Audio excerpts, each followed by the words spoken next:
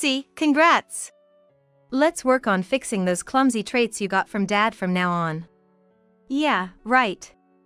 I heard cheerful voices from the back. Seems like a kid's birthday. But I couldn't help but notice that the man's voice sounded somewhat like Sean. Curiosity sparked, I wanted to see his face. I turned my seat diagonally behind to catch a glimpse. And there he was, Sean himself, who was supposed to be on a business trip. All those times Sean claimed to be on business trips and left the house, it must have been because of this. I never once doubted Sean.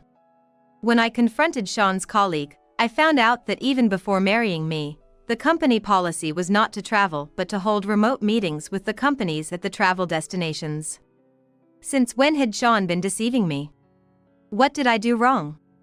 But there's no use pondering over that now. I feel sorry for the kid, but I can't forgive those two. I'll make sure they see hell. My name is Rose. I'm 34 years old and I'm a freelancer working from home. I haven't seen my parents since I turned 20. So now I live with my in-laws at my husband's hometown. My husband is Sean Hirayama, 35 years old, in sales. Sean's company seems to prioritize business trips for sales, and it's common for him to go on trips several times a month or not come home for months. People who get married seem to avoid long business trips, but even so, he's often away from home several times a month, so it'd be a lie to say I'm not lonely. Originally, I lived in Florida, and Sean coming to my company on a business trip was how we met. I was at the reception, and Sean seemed to fall for me at first sight and pursued me fiercely. At that time, Sean was supposed to stay in Florida for 2 months, and he appealed to me almost every day for those 2 months. I succumbed to Sean's passion and started dating, but it quickly turned into a long-distance relationship. After 2 years of long distance, our relationship was going smoothly, and he proposed on our 3rd anniversary. I married Sean's hometown. Since he's often away from home, we decided to live with my in-laws out of concern. At first, I tried my best to get along with my in-laws in an unfamiliar place, but now I regret why we decided to live together. We've been married for 3 years now, but we still don't have any children. I want children right away, but Sean isn't enthusiastic about trying to conceive, giving various reasons like wanting to wait for it to happen naturally or wanting to save money. And perhaps growing impatient with that, my mother-in-law has become more assertive. You two have been married for 3 years. Don't you want to have children? Well, if you don't, that's fine, isn't it?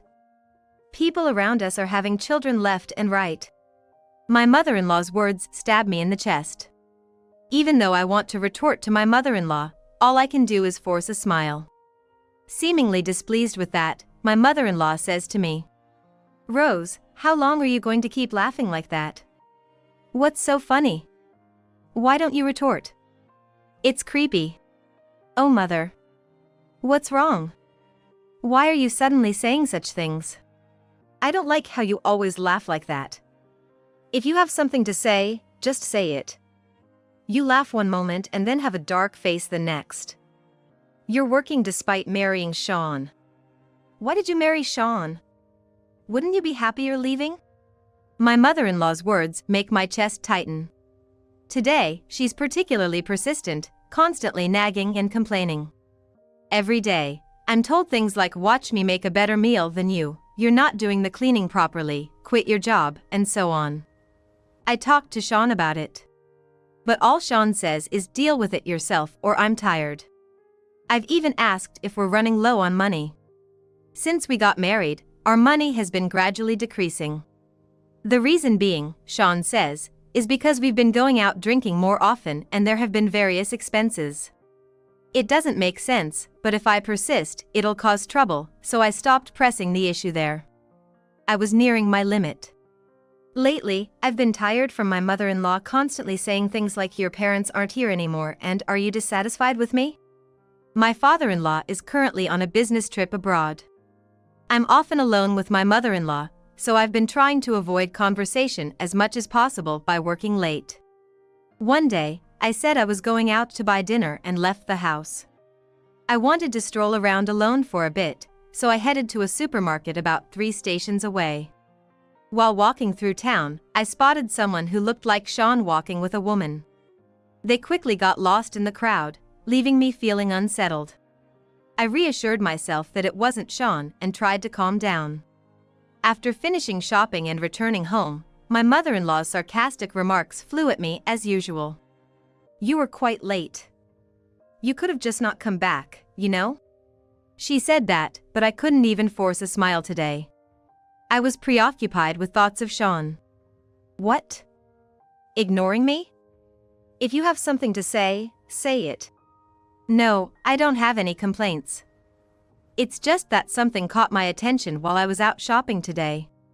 As I said that, my mother-in-law stared at my face intently. It seemed like she was waiting for me to tell her what was bothering me. Summoning my courage, I told my mother-in-law about Sean. Well, actually, when I went to a supermarket a bit far away for shopping, I saw Sean walking with another woman in town. I hope it was just my mistake. Huh? Sean? Not my son, are you sure? Whether she got angry at my words or not, my mother-in-law turned red and returned to her room. I quickly finished a simple dinner and went to bed early to avoid thinking about unnecessary things. The next day, Sean returned from his business trip. It's a bit helpful when Sean comes back because we can go shopping by car. When I asked to borrow the car because I wanted to go shopping, Sean hastily left the house, saying, "It's dirty now. Wait here, I'll quickly clean it up. Stay inside." After a while, he came back holding what looked like 2 garbage bags. Phew, it was so messy I could have been scolded. LOL. Oh, by the way, put your stuff in the back seat. Don't open the trunk because I've got some work stuff in there. I agreed and went out shopping by car. And then, carelessly, I opened the trunk of the car to put in my belongings. There wasn't anything that looked like it could be used for work in the trunk. What was there was a large stuffed dog about knee height for an adult and a toy set for playing house. It was neatly wrapped in a transparent bag, and there was a note attached to the ribbon at the top of the bag saying "Happy 4th birthday." And from Mom and Dad. I thought I saw something I shouldn't have, but at the same time, questions arose.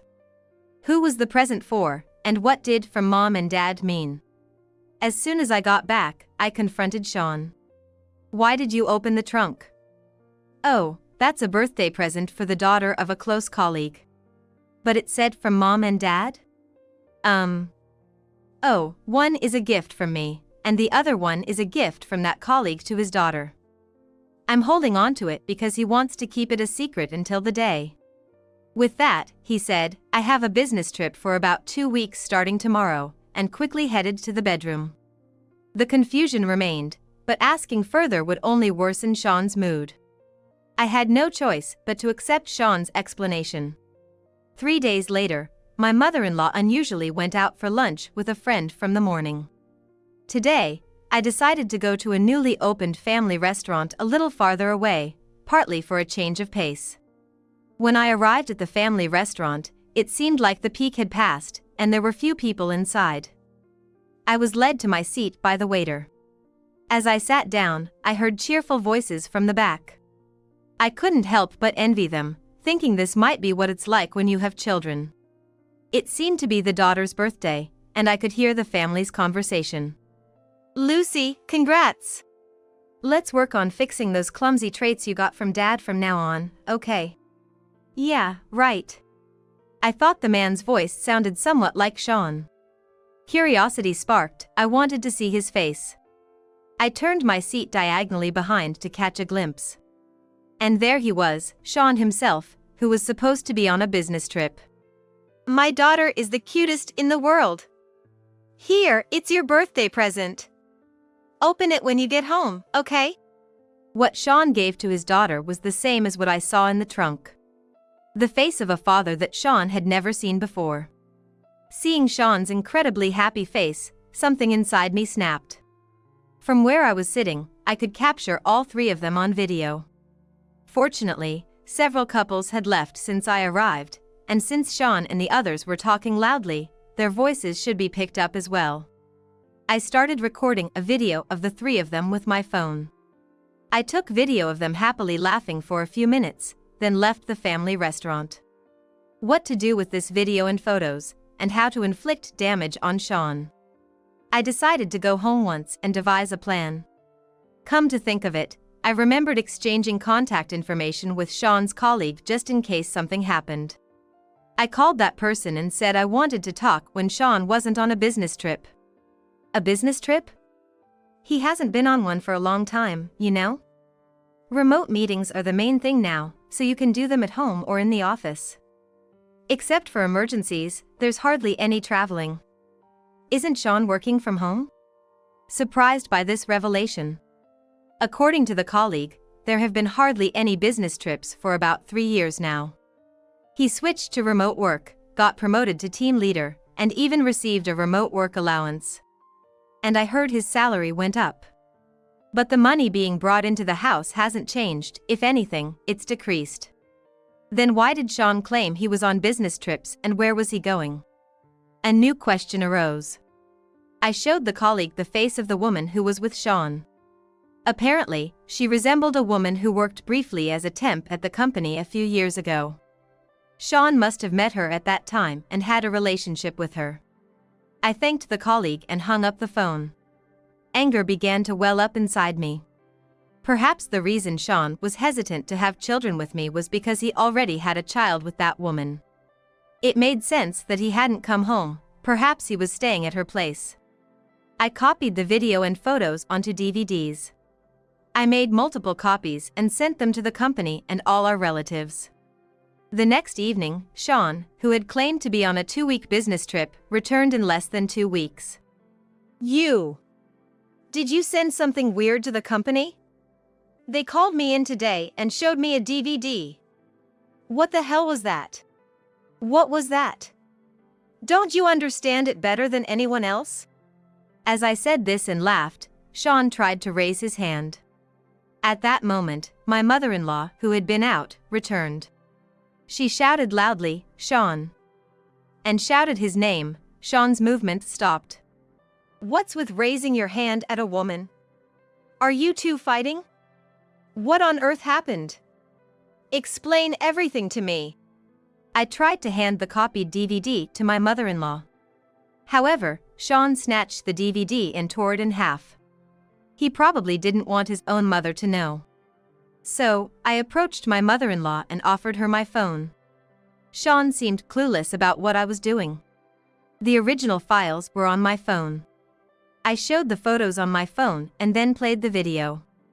The moment the sound from the video played, Sean came towards me saying, "Stop it." But when my mother-in-law said, "Sit down," he reluctantly did so. After watching the video, my mother-in-law returned my phone to me and sat quietly on the sofa. Well? Does Sean have anything to say?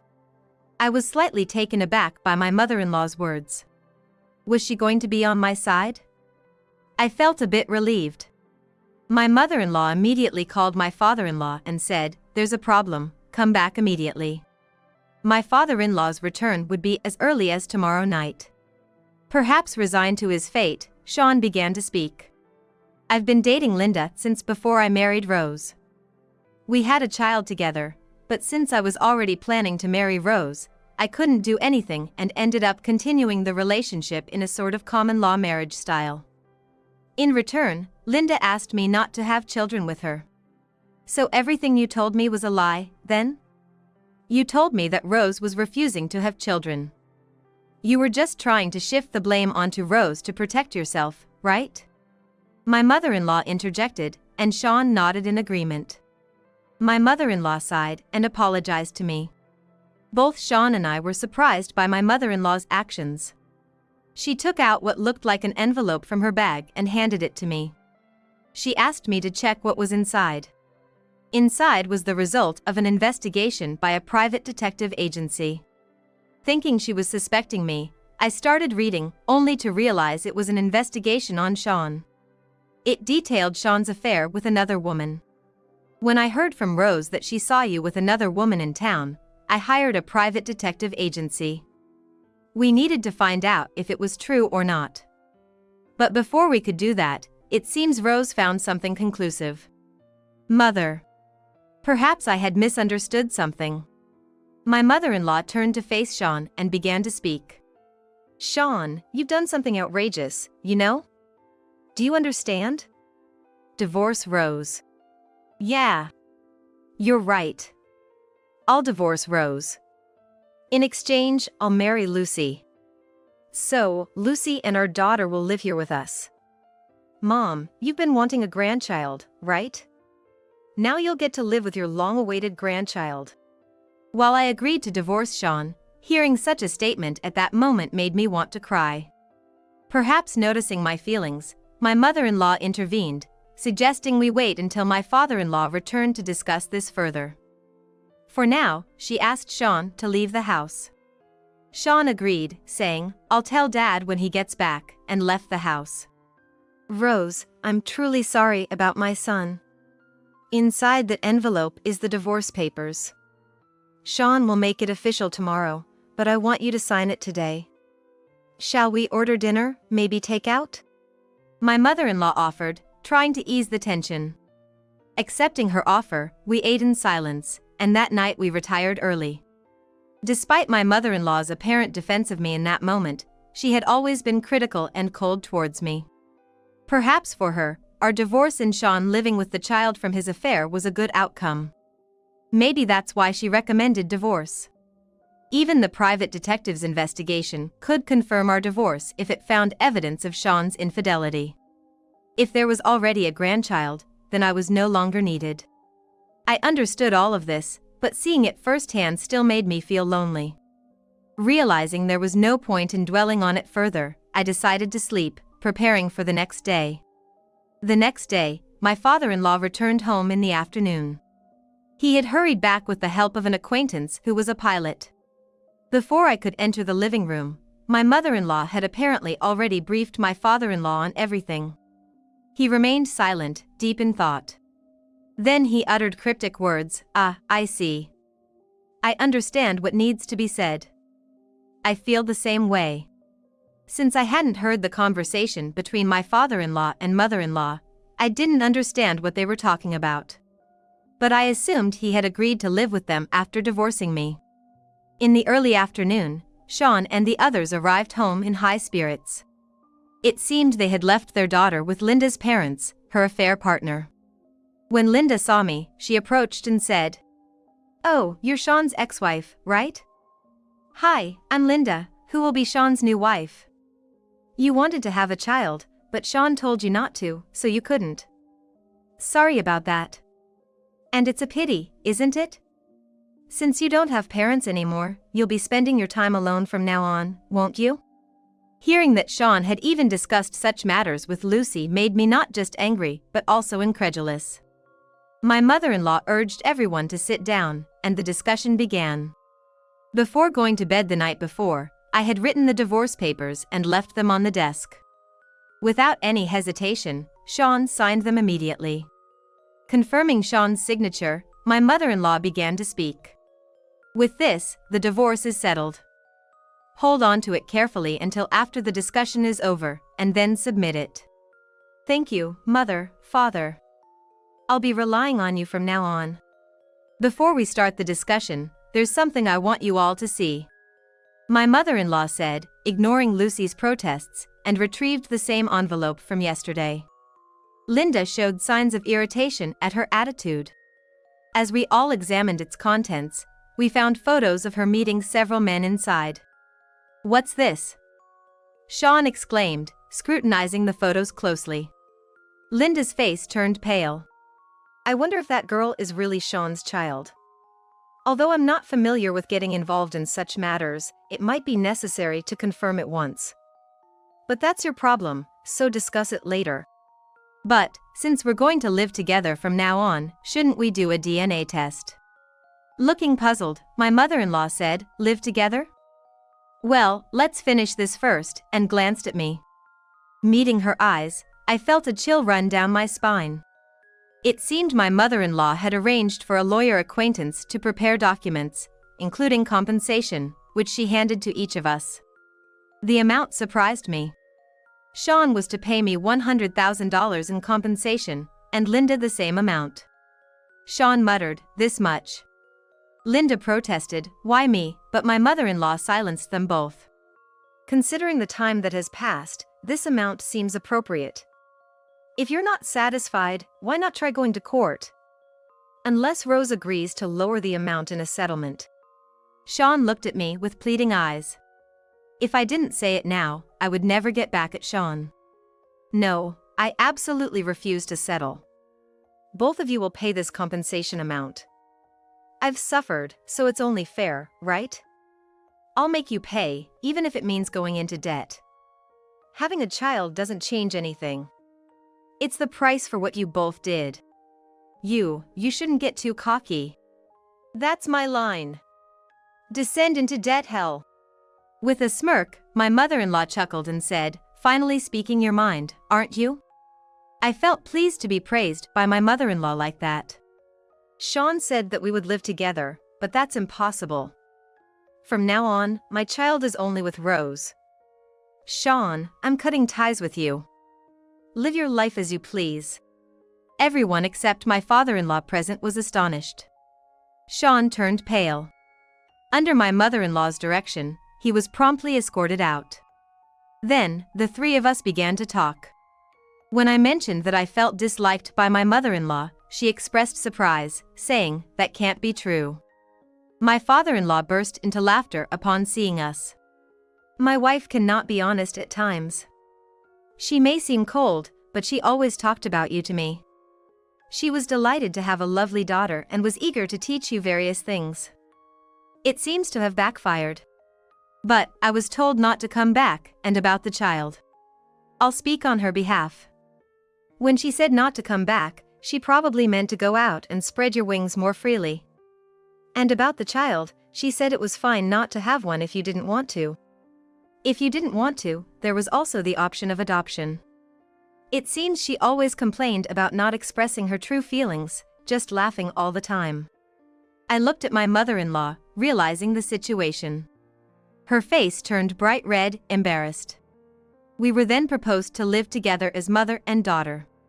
Since my own parents were no longer around, and I had learned my mother-in-law's true feelings, I wanted to live with her. The three of us went to the city office, submitted the divorce papers, and then headed to dinner. Sean and Linda complained about how suing would ruin their reputation, but eventually chose to pay the $100,000 each, albeit grudgingly. I thought it didn't matter anymore what society thought, as long as they paid. I decided to keep my thoughts of them suffering from debt to myself. As for what happened to Sean and Linda after that, it seemed they didn't get married. Sean thought the child was his, but it turned out he wasn't the father. They fought over this and broke up. Sean was demoted at work and sent to a remote location. Despite borrowing money to pay off the compensation, they were shunned by relatives after I sent the DVDs. It seems they were abandoned by their friends as well. So quitting the job was not an option for them. He came to my house once, asking for reconciliation, but I firmly refused. When I warned him not to appear in front of me again, he started saying, "It's strange for my parents to live with you." I insisted that no matter what, we had become a family. Seeing Sean crying in frustration, I couldn't understand why I had ever liked him. When I threatened to call the police if he continued to stay, he walked away dejectedly. As for Linda, she entrusted her child to her parents and is apparently attending matchmaking events to find a man who will take over her debts. Her parents were so disappointed with Linda that they disowned her, taking their granddaughter with them, saying they would raise her themselves. Linda lost everyone, her child, the man, and her parents. I don't know where she is or what she's doing now. She's no longer relevant to me, so I don't care what happened to her. But it seemed that her daughter was thriving under Linda's parents' care, and I thought that was a good thing. Since then, my father-in-law has returned overseas for work, but I feel closer to my mother-in-law. We enjoy shopping together and going on trips, although she still speaks harshly at times. I can't help but smile, knowing she does it out of concern for me. Now that the misunderstanding with my mother-in-law has been cleared up and she treats me as a true family member, I can't help but feel grateful. I'm excited about the fun life ahead of us. I'm not thinking about marriage right now, but when the time comes, I want to proudly introduce my partner as my mother.